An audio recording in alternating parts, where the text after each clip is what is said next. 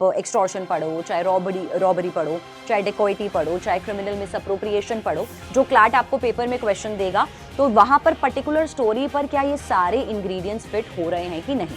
चुरा सकता है अगर वो आपका स्प्लिट एसी दीवार से उखाड़ ले और फिर चोरी करके ले जाए। मैं यहाँ पर अगर आपके सामने खड़ी हूँ और आप मेरे घर पर जाके मेरे अलमीरा से मेरी ज्वेलरी चुरा लेते हो तो क्या वो चोरी होगा? कुछ भी आपने ऐसी चीज करी जो आप ही की चीज थी और आप उसको ऐसे चोरों की तरह चुरा के ले आए। मेरे पास अपने 2 करोड़ रुपए भिजवा वरना मैं तेरी जान ले लूंगा, या मुझे 5 करोड़ भिजवा वरना मैं तुझे 4 दिन बाद मार दूंगा। Hello everyone, welcome to CLAT वाला। I am advocate Mansi Jain. आज के लीगल रीजनिंग के लेक्चर में हम लोग पढ़ने वाले हैं offences against the property part 1। हम लोगों की already offences against the body cover हो चुके हैं, जहां हमने वेरियस ऑफेंसेस कवर्स किए थे। हम लोगों ने सेक्सुअल ऑफेंसेस को कवर किया था। ऑफेंसेस अगेंस्ट द प्रॉपर्टी होता है कि जब भी आप किसी की प्रॉपर्टी के साथ कोई ऑफेंस करते हैं, उसको चोरी करते हैं, उसको डकैती में चुरा लेते हैं या रॉबरी कर लेते हैं, या फिर प्रॉपर्टी को डैमेज कर देते हैं या चीटिंग करते हैं किसी के साथ। लेकिन इस केसेस में आप सामने वाले की प्रॉपर्टी हड़पना चाहते होते हैं, चुराना चाहते होते हैं, चाहे बेशक वो हो मूवेबल प्रॉपर्टी या फिर वो हो इमूवेबल प्रॉपर्टी। तो ऑफेंसेस अगेंस्ट द प्रॉपर्टी को 2 पार्ट्स में डिवाइड किया गया है। पार्ट 1 हम लोग आज करेंगे, part 2 will be covered in the next lecture. Total अगर देखा जाए तो ऑफेंसेस अगेंस्ट द प्रॉपर्टी में ये सारे ऑफेंसेस कवर होते हैं। Number 1 is theft, number 2 is extortion, number 3 is robbery, number 4 is dacoity, number 5 is criminal misappropriation of property, next is criminal breach of trust, apart from that we have cheating and then mischief। तो ये सारे offences हम करने वाले हैं। ये वो सारे क्राइम हैं जो आप किसी की प्रॉपर्टी के साथ कर सकते हो। मोर और लेस यहाँ पर बच्चों आप लोगों को सिर्फ थेफ्ट के बारे में पता होगा कि हाँ यार किसी की कोई चीज चुरा ली तो वो थेफ्ट हो गया। डाका, ये तो पता है कि डकैती को डाका बोलते हैं, डाका डालना बोलते हैं, लेकिन एग्जैक्टली डाका डालने की डेफिनेशन क्या होनी चाहिए, ये डिफरेंस समझना जरूरी है कि अगर आज एक ऑफेंस हो रहा है तो क्या वो ऑफेंस थेफ्ट का ऑफेंस है, या वो ऑफेंस एक रॉबरी है, क्या वो एक्सटॉर्शन है, या क्या वो डेकोइटी है। तो ये डिफरेंसेस समझना बहुत इंपॉर्टेंट है जो हम लोग आज के सेशन में कवर करेंगे। Moving with the first one, that is the definition of theft. तो थेफ्ट का सिंपल मतलब है चोरी करना। ये सेक्शन 378 आईपीसी में कवर किया गया है। तो गाइस नंबर 1 आप ये समझ लो, जब कभी भी क्रिमिनल लॉ में आप कोई भी ऑफेंसेस कर रहे हैं, तो मैंने पहले भी बताया था ऑफेंसेस को समझना है इंग्रेडिएंट्स के फॉर्मेट में। इंग्रेडिएंट्स के फॉर्मेट में समझना इसलिए जरूरी है कि अगर ये ऑफेंस है उसमें ये चीजें जो उसके फीचर्स हैं उनको हम फीचर्स ना बोल के इंग्रेडिएंट्स बोलेंगे, क्योंकि अगर एक भी इंग्रेडिएंट मिसिंग है उस ऑफेंस को होने में तो पर्टिकुलर ऑफेंस के लिए हम इंसान को लायबल नहीं ठहरा सकते, क्योंकि वो इंग्रेडिएंट मिसिंग हुआ तो वो क्राइम नाम का जो डिश है वो नहीं बन पाया। तो यहाँ पर जितने भी ऑफेंसेस के अंदर जितने भी पॉइंटर्स हैं, चाहे आप एक्सटॉर्शन पढ़ो, चाहे रॉबरी पढ़ो, चाहे डेकोइटी पढ़ो, चाहे क्रिमिनल मिसअप्रोप्रिएशन पढ़ो, कोई भी ऑफेंस अगर आप पढ़ोगे तो उसमें जो भी पॉइंटर्स हैं उनको इंग्रेडिएंट की तरह समझो, उनको डिवाइड करके इंग्रेडिएंट की तरह समझ के ये देखना है कि पर्टिकुलर स्टोरी पे जो क्लैट आपको पेपर में क्वेश्चन देगा तो वहां पर पर्टिकुलर स्टोरी पर क्या ये सारे इंग्रेडिएंट्स फिट हो रहे हैं कि नहीं। तो number 1 we will start with theft. First of all theft के इंग्रेडिएंट्स हैं जैसे कि यहाँ पे आपको ये डेफिनेशन फॉर्म में दिख जाएंगे। Whoever intending to take dishonestly any movable property out of the possession of any person without their person's consent, तो taking the property away dishonestly, number 2 has to be the movable property, number 3 taking it out of the possession, and number 4 without the person's consent. In order to commit that it has to be theft. तो इनको simpler format में समझेंगे। Ingredients जैसा मैंने कहा, number 1 taking the property dishonestly, तो हमने criminal law already base कर चुके हैं, तो डिसऑनेस्टली आ गया आपका मेंस रिया के अंदर। एक्टस रियस तो आप कर ही रहे हो जब आप चोरी कर रहे हो। सेकंड, इसमें सिर्फ स्टूडेंट्स मूवेबल प्रॉपर्टी कवर होती है। मूवेबल में आपका आ जाता है आपका सारा कैश हो गया, आपका ज्वेलरी हो गया, आपके गैजेट्स हो गए, या फिर जो चीज आपकी लैंड से अटैच होती है वो होती है इमूवेबल, जैसे आपके पेड़ है, आपका एसी है, आपका टीवी है। जब तक जो चीजें लैंड से अटैच्ड हैं वो इमूवेबल होती हैं। और आपकी सपोज आपका घर हो गया, गोडाउन हो गए, फैक्ट्री हो गए, उनको एक जगह से दूसरी जगह आप ऐसे ट्रांसपोर्ट नहीं कर सकते हो, तो वो भी आपके इमूवेबल प्रॉपर्टी में आते हैं। तो इमूवेबल प्रॉपर्टीज के साथ थेफ्ट नहीं हो सकता, थेफ्ट सिर्फ और सिर्फ मूवेबल प्रॉपर्टी के साथ होगा। तो अब आप सोचोगे कि मैम इस केस में तो चोर कभी भी हमारा स्प्लिट एसी नहीं नहीं चुरा सकता। चुरा सकता है अगर वो आपका स्प्लिट एसी दीवार से उखाड़ ले और फिर चोरी करके ले जाए, तो वो मूवेबल प्रॉपर्टी में एसी आपका कन्वर्ट हो जाएगा। तो इसके अलावा इंपॉर्टेंट क्या है कि थेफ्ट हमेशा मूवेबल प्रॉपर्टी के साथ ही हो सकता है। Out of the possession of any person, person यहां पर है basically the owner of the property, उसके पोजेशन से आप बाहर निकाल के ले गए। पोजेशन का मतलब है वो चीज उसके पास थी और आप उसके पास से दूर ले गए। आप अपने फ्रेंड के घर पे गए, आप मोबाइल चुरा के ले आए। अगर सपोज यहां पर अगर आपके सामने खड़ी हूं और आप मेरे घर पर जाके मेरे अलमीरा से मेरी ज्वेलरी चुरा लेते हो, तो क्या वो चोरी होगा? यस, वो भी थेफ्ट होगा कि माना मैं आपके सामने यहां पर हूं, मानसी आपके सामने खड़ी है, लेकिन जो मेरा घर है, वो जो अलमीरा है, वो मेरे पोजेशन में ही मानी जाएगी। माना मैं उसको अपने साथ साथ लेके नहीं घूम रही हूं, लेकिन वो घर भी मेरा है, वो अलमीरा भी मेरी है, तो मतलब वो मेरे ही पोजेशन में मेरी ज्वेलरी थी जहां से आप उसको चुरा के लेके जा रहे हो। तो आउट ऑफ द पोजेशन का ये हमेशा मतलब नहीं है कि इंसान के बिल्कुल पास से चुरा के लेके जाना है। किसी इंसान की गाड़ी पार्किंग लॉट में खड़ी है और वो मॉल घूमने जा रहा है और आप पार्किंग लॉट से गाड़ी चुरा के ले जाओगे, तो वो भी थेफ्ट है, क्योंकि यहां पर आप पोजेशन से ही निकाल के लेके जा रहे हो उस इंसान के। तो पोजेशन का मतलब होता है कि किसी के पास से वो प्रॉपर्टी चुरा के ले जाना, दैट इज कॉल्ड थेफ्ट। यहां पर इंपॉर्टेंट क्या है, फोर्थ पॉइंट, पर्सन ने कंसेंट आपको नहीं दिया था। उसने नहीं बोला था, that person didn't give you the consent कि हाँ यार चल तू ले जा। तो इस केस में अब क्लैट क्या करता है आपके साथ? क्वेश्चन आपको आएगा, पैसेज में लिख देंगे थेफ्ट, सब कुछ थेफ्ट के बारे में, और आपको क्वेश्चन ऐसे पूछेगा कि मानसी ने आपको अपनी गाड़ी दी कि यार तू चला ले 3-4 दिन के लिए, तेरा मन करे तो तू चला ले, और आपने लेके मेरी गाड़ी को बेच दिया और पैसे भी खा गए, ना मुझे गाड़ी लौटाई ना मुझे पैसे लौटाए। तो क्या इस केस में आप पर थेफ्ट लगना चाहिए? अब ये क्वेश्चन पढ़ के बच्चों को एकदम से लगता है हाँ यार जुर्म तो हुआ है, यहां पर गलती करी है, इतना बड़ा गुनाह किया है, मानसी मैम के साथ गलत किया है, तो डेफिनेटली बनता है रिस्पॉन्सिबिलिटी, तो ये चोरी ही है। लेकिन अगर आप इंग्रेडिएंट्स को फिट करोगे, यहां पर आ जाता है लीगल रीजनिंग जो आपने लगानी है। अगर आप इंग्रेडिएंट्स को फिट करोगे तो हाँ, डिसऑनेस्टी आपके अंदर थी, मूवेबल प्रॉपर्टी भी थी मेरी क्योंकि वो मेरी कार थी। नंबर 3, मेरे पोजेशन से आपने निकाल ली, बिल्कुल ऑब्वियसली मेरे पास गाड़ी थी, अब आप उसको बेच चुके हो, मैं अपनी गाड़ी नहीं चला सकती, ना कैश इस्तेमाल कर सकती हूँ। लेकिन क्या मेरा कंसेंट ऐसा था कि मैंने अपना कंसेंट नहीं दिया था? मैंने आपको अपने कंसेंट के साथ गाड़ी दी थी। तो यहां पर करेक्ट आंसर थेफ्ट नहीं होगा, करेक्ट आंसर होगा the person is not liable for theft. अब दिमाग में सोच रहे होंगे यार फिर कौन सा ऑफेंस हुआ है, मतलब कोई ऑफेंस ही नहीं हुआ। ऑफेंस तो किया है आपने, सजा तो आपको मिलेगी। ऑफेंस कौन सा है वो हम लोग अपने नेक्स्ट सेशन में पढ़ने वाले हैं, वो एक अलग ऑफेंस है जो क्रिमिनल लॉ में होता है। थेफ्ट की बात करें तो 4 पॉइंटर्स ये फिट होने चाहिए। अगर ये चारों पॉइंटर्स में से एक भी माइनस है बच्चों, तो करेक्ट आंसर होगा the person is not liable for theft. ये हमेशा ध्यान रखना, इसी टाइप से क्लैट के क्वेश्चंस को करना है। कुछ हॉट जोन्स होते हैं थेफ्ट के क्वेश्चंस में। हॉट जोन्स क्या होते हैं? एक होता है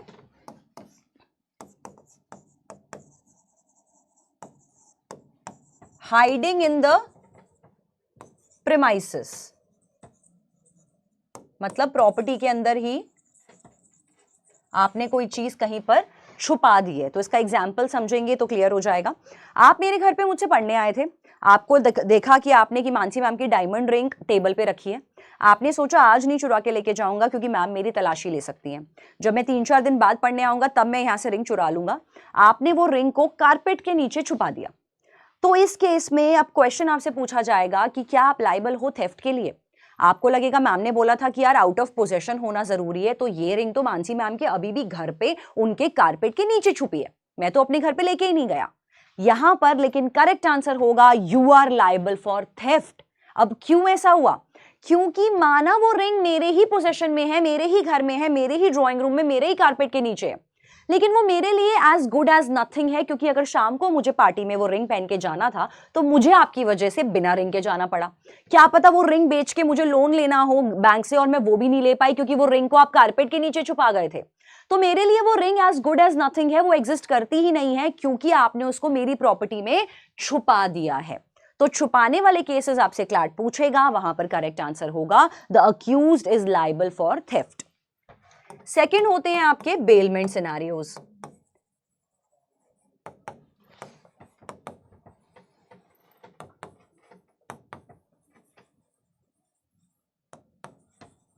बेलमेंट वैसे तो आप लोग कॉन्ट्रैक्ट लॉ में डिटेल में पढ़ोगे, बेलमेंट का एक छोटा सा एक ओवरव्यू दे देती हूँ।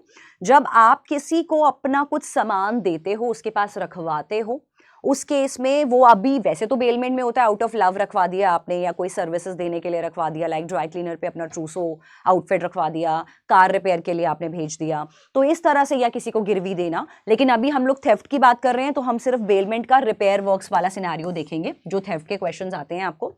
तो सपोज कि आपने ड्राई क्लीनर को अपना ट्रूसो दिया, या आपने ड्रेस दी ड्राई क्लीन कराने के लिए, या आपने ज्वेलरी स्टोर पे अपना एक नेकलेस दिया पॉलिशिंग के लिए, या आपने अपनी घड़ी दी रिपेयर वर्क के लिए, गाड़ी दी अपनी सर्विस सेंटर में किसी भी काम के लिए, आप ही की चीज थी वो, राइट। आप गए जिस दिन डिलीवरी लेनी थी, या उससे पहले किसी दिन आप शोरूम पे गए, शॉप पे गए, आपको दिखा कि यार मेरी वॉच जो है वो तो यहीं पे काउंटर पे पड़ी है और कोई आसपास भी नहीं है, तो आपने क्या किया, चुपचाप अपनी घड़ी को अपनी जेब में रखा और आप निकल लिए। या आपने यही चीज अपने नेकलेस के साथ किया, गाड़ी की स्पेयर कीज आपके साथ पास थी, आप स्पेयर की से अपनी गाड़ी को निकाल के ले आए सर्विस सेंटर से, कुछ भी आपने ऐसी चीज करी जो आप ही की चीज थी और आप उसको ऐसे चोरों की तरह चुरा के ले आए। क्यों? अब यहां पर करेक्ट आंसर होता है you are liable for theft. अब बच्चे बोलते हैं मैम ये तो खुद की चीज है, खुद की चीज को चुराना कैसा, ये तो मेरी चीज है। बिल्कुल सही बात है, ये आप ही की चीज है, लेकिन यहां पर अगर आप लेजिटली देखो तो आप जो है जो चुरा रहे हो वो अपनी चीज नहीं है, आप सामने वाले की कॉस्ट को चुरा रहे हो, जो उसकी कॉस्ट बनती है, जो भी उसने रिपेयर किया है, जो भी उसने हजामत की है आपके ऑब्जेक्ट की जो आप देके गए थे, उस केसेस में इसका रिपेयर कॉस्ट है जो आप मार रहे हो, अगले का वो मेहनताना, अगले का वो पैसे हैं जो आप मार रहे हो। तो इसीलिए यहां पर करेक्ट आंसर्स होते हैं the person the owner is liable for theft, अगर वो अपनी ही चीज बिना पैसे दिए चुरा रहा है इस तरह से शोरूम्स में। तो ये दो और सिनारियोस हमेशा आते हैं क्लैट के पेपर में, तो ऐसे क्वेश्चंस जब भी आए तो आपको खासा ध्यान रखना है कि करेक्ट आंसर्स को किस तरह पिक करना है। Now you are already done with the theft. Next in the line is extortion. Extortion आपका कवर होता है सेक्शन 383 आईपीसी के अंदर। एक्सटॉर्शन में क्या होता है? एक्सटॉर्शन में fear of injury is there, कि जब कभी भी आप चोरी करते दौरान अगर विक्टिम को फियर ऑफ इंजरी में डाल देंगे, उससे प्रॉपर्टी लेते टाइम आप उसको बोलेंगे आप उसकी जान ले लेंगे, प्रॉपर्टी अभी की अभी डिलीवर करो, तो ऐसा कुछ आपका बन जाता है एक्सटॉर्शन। रॉबरी भी सिमिलर लाइंस में होता है, रॉबरी में भी यही बात बोली जाती है फियर ऑफ इंजरी। जब कभी भी क्लैट आपको पैसेजेस देगा तो वो क्या करेगा, वो रॉबरी और एक्सटॉर्शन को एक साथ डालेगा पैसेज के अंदर। क्वेश्चंस में आपसे ये पूछा जाएगा कि अब रॉबरी हो रही है एक्सटॉर्शन, वो आपको फिगर आउट करना है। तो कैसे फिगर आउट करेंगे? जब तक दोनों के बीच में डिफरेंस क्लियर नहीं है, क्योंकि दोनों बहुत ज्यादा सिमिलर लाइंस पर हैं। तो डिफरेंस कैसे क्लियर होगा? सबसे पहले हम लोग इसके ऊपर एक सिंपलर फॉर्मेट में नोट्स डिस्कस करेंगे, उससे it will be clear to you all.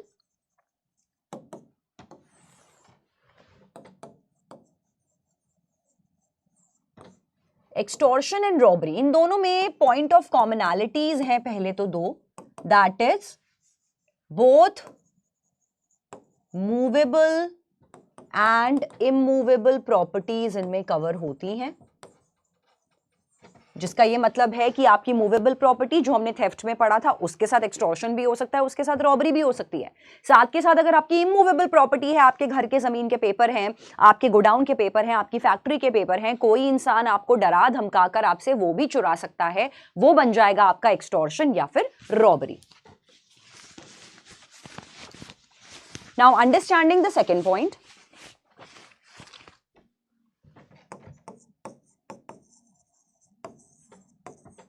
Fear of injury. तो इस केसेस में फियर ऑफ इंजरी भी होता है दोनों ही केसेस में। तो ये दोनों पॉइंट्स जो होते हैं ये एक्सटॉर्शन रॉबरी में कॉमन पॉइंट्स हैं कि आपकी मूवेबल इमूवेबल प्रॉपर्टी दोनों के साथ एक्सटॉर्शन भी हो सकता है, रॉबरी भी हो सकती है, और इन दोनों को चुराते वक्त आपको जो अक्यूज्ड है वो फियर ऑफ इंजरी में डालेगा कि आपको वो चोट पहुंचा सकता है या शायद एक्चुअली में वो आपको चोट पहुंचा दे। तो ये दोनों तो हो गए कॉमन पॉइंट्स। अब डिफरेंस क्या होता है वो समझ लेते हैं। Can be done both offline and online, ये दोनों तरह से होती है, जबकि यहां पर थर्ड पॉइंट ये बोलता है accused must be in the vicinity to victim, मतलब प्रेजेंट एट साइट। तो यहां पर डिफरेंस क्या आता है? पहला डिफरेंस ये निकलता है कि एक्सटॉर्शन जो है वो ऑनलाइन भी हो सकती है, जैसे आप अपनी ऑनलाइन क्लासेस अटेंड करते हैं तो उस तरह से एक्सटॉर्शन ऑनलाइन भी हो सकता है, लेकिन रॉबरी ऑनलाइन नहीं होती है। रॉबरी हमेशा ऑफलाइन होगी, मतलब जो रॉबर है वो आपके पास होना चाहिए, आपकी नजरों के पास होना चाहिए, आपकी विसिनिटी में होना चाहिए, क्लोज एरिया में होना चाहिए। ये बहुत जरूरी है रॉबरी के लिए। एक्सटॉर्शन दोनों तरह से होता है, ऑफलाइन भी होता है, ऑनलाइन भी होता है। ऑफलाइन अगर अब हो रहा है, वो एक्सटॉर्शन हो रहा है या फिर वो रॉबरी हो रही है, वो मैं अभी समझाऊंगी, लेकिन पहले समझ लेते हैं ऑनलाइन जो सिर्फ एक्सटॉर्शन हो सकता है, रॉबरी हो ही नहीं सकती। ऑनलाइन का मतलब है अगर आज आपको रॉबर कॉल पे बोलता है कि अब मेरे पास अपने 2 करोड़ रुपए भिजवा वरना मैं तेरी जान ले लूंगा, या मुझे 5 करोड़ भिजवा वरना मैं तुझे 4 दिन बाद मार दूंगा, तो इस तरह से वो आपको कॉल करता है, मैसेज करता है, टेक्स्ट करता है, आपको ऑनलाइन मीटिंग में कहता है ये बात, या कोई ऑडियो भेजता है, या कोई वीडियो भेजता है, या इस तरह की ईमेल करता है। तो ऑनलाइन मेथड में जब आप फियर ऑफ इंजरी करके किसी को लूटते हैं तो वो बन जाता है आपका एक्सटॉर्शन। सिमिलरली अगर अब आप ऑफलाइन कर रहे हैं तो आप कैसे पहचानेंगे? अगर आप नजरों के सामने मौजूद हैं तो अब कैसे पता चलेगा कि रॉबरी हुई है या एक्सटॉर्शन? क्योंकि दोनों केसेस में सामने के सामने एक्सटॉर्शन करना भी पॉसिबल है, सामने के सामने रॉबरी करना भी पॉसिबल है। तो डिफरेंस क्या आता है? ऑफलाइन जब आप करते हैं तो आप देते हैं fear of future injury to victim,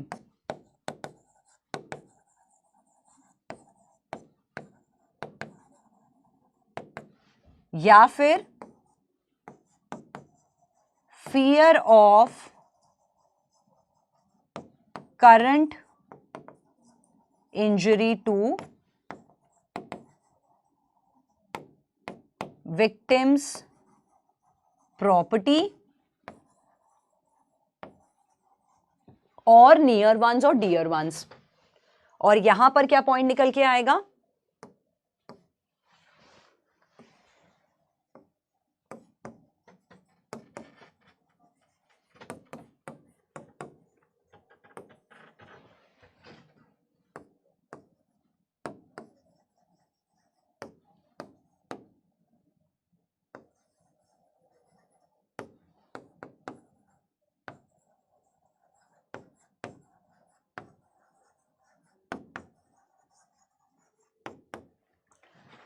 hurt, death, wrongful restraint. तो पहले रॉबरी समझ लेते हैं। अगर आप एज अ रॉबर जब आप चोरी करने गए तो आपने अगले के साथ अटेम्प्ट लिया या आपने एक्चुअली कर दिया? क्या कर दिया? आपने उसको डराया, धमकाया, या एक्चुअली उसको अगर चोट पहुंचा दी चोरी के दौरान, या आपने उसकी डेथ कॉज कर दी, या आपने उसको धमकी दी कि उसकी जान ले लोगे, या फिर आपने उसको बोला कि आप उसको रॉन्गफुली रिस्ट्रेन कर लोगे, मतलब कहीं पर जाने नहीं दोगे, बंदी बना लोगे। तो सपोज एक चोर किसी के घर पे रात को चोरी करने गया था और उसने देखा कि ओनर जग के उठ के दूसरे रूम से आ गया। चोर को नॉर्मल प्लेन चोरी करनी थी, लेकिन जब ओनर उठ के आ गया तो उसने ओनर को 2 मुक्के मार के एक कमरे में बंद कर दिया, या मुक्के नहीं मारे, सिर्फ एक कमरे में बंद कर दिया, तो रॉन्गफुल रिस्ट्रेंट कर दिया और पैसे चुरा के भाग गया। तो ये नॉर्मल चोरी बन जाएगा रॉबरी, क्योंकि यहां पर उसने ओनर को एक कमरे में कैद कर दिया। अगर वो ओनर को सिर्फ धमकी देता, फियर देता कि मैं तुम्हें कमरे में बंद कर दूंगा या मैं तुम्हें किडनैप कर लूंगा, तो इस केस में भी ये रॉबरी बन जाता, क्योंकि यहां पर फियर दे दिया या अटेम्प्ट कर लिया। अटेम्प्ट ये करा कि जब ओनर अपनी प्रॉपर्टी बचाने आ रहा था तो धक्का दे दिया रॉबर ने उसको, तो ये चोरी जो थी वो रॉबरी बन जाएगी, क्योंकि अटेम्प्ट ले लिया उसको हर्ट करने का। तो अगर इन तीनों चीजों को आप इस्तेमाल करते हैं या किसी भी एक चीज को इस्तेमाल करते हैं, हर्ट या डेथ या रॉन्गफुल रिस्ट्रेंट करते हैं अपनी चोरी के दौरान, कर देते हैं या इस चीज का डर दे देते हैं, तो ये बन जाएगा आपका रॉबरी। एक्सटॉर्शन में अब आप क्या करते हैं? एक्सटॉर्शन में आप जिससे पैसा हड़पना चाहते हैं, जिससे पैसा चुराना चाहते हैं, उसको आप करंट डेट के लिए नहीं डरा रहे हो, आप उसको बोलते हो आप उसको फ्यूचर में हार्म करोगे। आपने बोला पैसे निकाल वरना तुझे मंडे को तेरे को जान से मार दूंगा, पैसे निकाल वरना कल तुझे जान से मार दूंगा, मुझे अभी के अभी पैसा दे वरना तुझे शाम को जान से मार दूंगा। तो इस केस में आप अगले को जो फियर दे रहे हो वो दे रहे हो फ्यूचर में इंजरी करने का। आज की डेट में अगर आप इंजर कर रहे होते तो वो बन जाता रॉबरी, आप फ्यूचर इंजरी के लिए कह रहे हो, इसीलिए बन जाएगा एक्सटॉर्शन। लेकिन करंट डेट पर भी आप ऐसा कर सकते हो। करंट डेट पर, लेकिन वो इंजरी होनी चाहिए विक्टिम के जिससे आपने पैसा लूटना चाहा है, उस विक्टिम के प्रॉपर्टी को आप चोट पहुंचाना चाह रहे हो आज की डेट में, या फिर उसके नियर वंस या डियर वंस को चोट पहुंचाना चाह रहे हो। तो इस केस में किडनैपिंग में जो पैसे मांगे जाते हैं, फिरौती के पैसे, उसको एक्सटॉर्शन भी कहते हैं। एक्सटॉर्शन मनी होता है, वहां एक्सटॉर्शन का चार्ज भी लगता है, क्योंकि यहां पर जो किडनैपर्स होते हैं वो बच्चे के पापा को फोन करके ये नहीं बोलते कि पापा आपको मार देंगे, पैसे भिजवाइए। वो कहते हैं आपके बच्चे के टुकड़े कर करके कुत्तों को खिला देंगे, आप अभी के अभी पैसे भिजवाओ। तो वो क्या करता है फादर, वो पैसे भिजवा देता है। तो ये बन जाएगा एक्सटॉर्शन, क्योंकि करंट डेट पर वो विक्टिम जिससे पैसे लूटे हैं उसको नहीं चोट पहुंचा रहे हैं, उसके नियर वन, उसके बच्चे को चोट पहुंचाने के लिए कह रहे हैं या एक्चुअली में पहुंचा रहे हैं।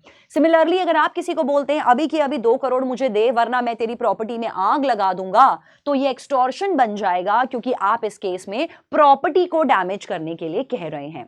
तो that is the crucial difference between extortion and robbery. Always apply these rules whenever you are dealing with it.